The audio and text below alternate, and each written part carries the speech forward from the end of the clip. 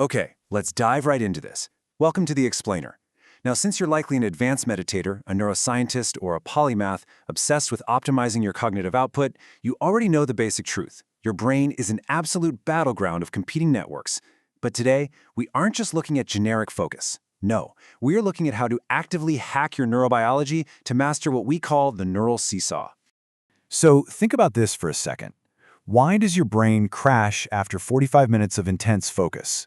We've literally all experienced it, right? You're locked in, crushing a task, and then suddenly you hit a wall. Here's the thing.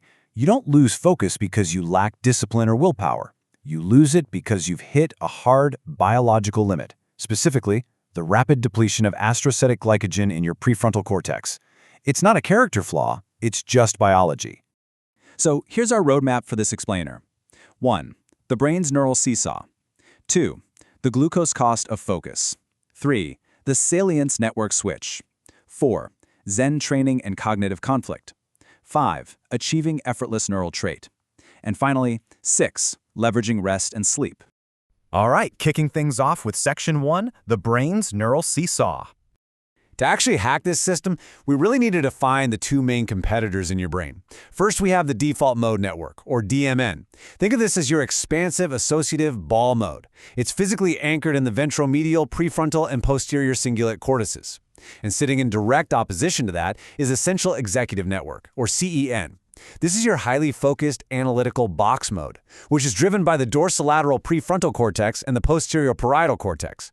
And this brilliantly illustrates how these two neural giants interact. They are strictly anti-correlated. They literally operate like a zero-sum seesaw. When your CEN activates to handle a high cognitive load task, your DMN simply must be suppressed. But, and this is the kicker, the exact second your executive control slips, bam! The DMN reactivates, immediately flooding your awareness with self-referential thoughts, memories, and all that random internal chatter. Which brings us perfectly to Section 2, the glucose cost of focus. 20 to 45. That is the absolute maximum number of minutes your prefrontal cortex can sustain intense, unbroken concentration before localized metabolism measurably drops.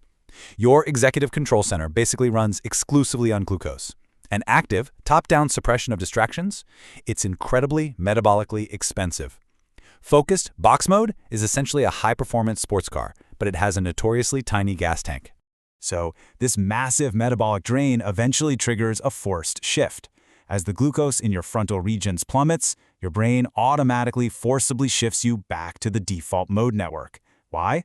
To let those depleted executive regions recover, because the DMN is your brain's resting baseline, consuming about 20% of your body's total energy just by default. Shifting back to it is literally a biological mandate to keep your brain from burning out. Let's look at the brain's elegant solution for this in Section 3, the Salience Network switch. Enter the Salience Network, or the SN. This is your brain's ultimate traffic controller, and quite frankly, it's our primary target for cognitive hacking today. Anchored deep down in the anterior insula and the dorsal anterior cingulate cortex, the SN is constantly monitoring interoceptive and exteroceptive data. It's rapidly calculating one crucial variable: what specific stimulus demands your executive attention right this very second. Acting as the master switch operator, the SN manages the dynamic range of that neural seesaw we talked about. When it detects high-value stimuli, it actively suppresses the DMN and hands the keys over to the task-positive CEN. So to hack sustained box mode without completely crashing, just forcing your CEN to work harder is totally a losing strategy. Instead, we have to optimize the Salience Network to manage this toggle with ruthless, low-energy efficiency. So the crucial point is, how do we train that? Let's dive into Section 4, Zen training and cognitive conflict. How do we get this controller to the gym? Well, we turn to the incredible neuroplasticity induced by traditional Buddhist and Tantric meditative techniques, specifically what's known as Austin's three-step Zen process. Step 1, CEN activation. You focus entirely on your breath. Step 2, the inevitable DMN intrusion. Your mind wanders. Step 3, and seriously, this is the crux of the whole neural hack right here. Your Salience Network detects this error and your CEN redirects focus back to the breath. This continuous loop of error detection and correction physically drives Hebbian learning directly into your Salience Network. Now, what's really interesting about this slide is looking at fMRI studies of this exact training in action.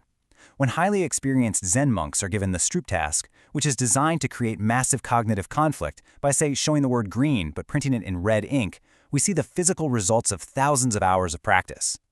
Unlike novices who show high cognitive friction and major distress in the anterior cingulate cortex, these experts resolve the conflict effortlessly. Their highly tuned CEN suppresses the conflicting data almost instantly. No sweat. Let's transition to the long-term payoff in Section 5, achieving effortless neural trait.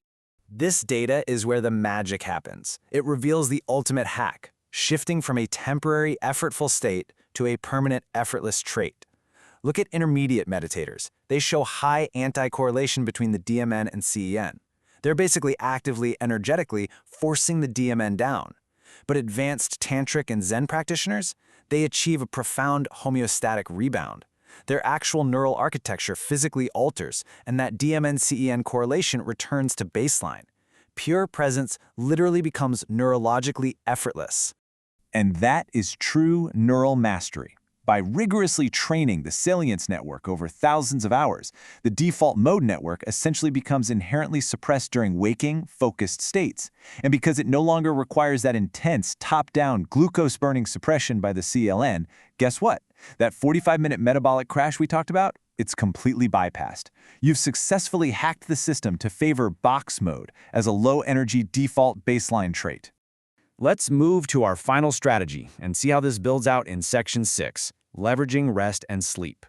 Now, while suppressing the DMN absolutely optimizes focus, a true polymath also knows exactly how to leverage its expansive, associative, ball mode power. The absolute goldmine for this is N1 sleep, the hypnagogic boundary. Right at the very onset of sleep, just as your alpha waves yield to theta, we see a transient, highly paradoxical increase in connectivity between the free associating DMN and the highly structured CEN. This is the legendary polymath hack. It's the exact same steel ball napping technique famously utilized by Thomas Edison. Hovering right in that hypnagogic window allows you to tether the DMN's radical nonlinear insights directly to the CEN's logical framework, right before your consciousness completely slips away. Which leaves us with one final structural question to ponder. Who is managing your mental traffic controller today? By actively reprogramming your Salience Network through Zen cognitive control and then strategically mining your DMN via hypnagogic napping, you aren't just marginally improving your focus. You are fundamentally re-engineering your neurobiology for effortless, continuous mastery.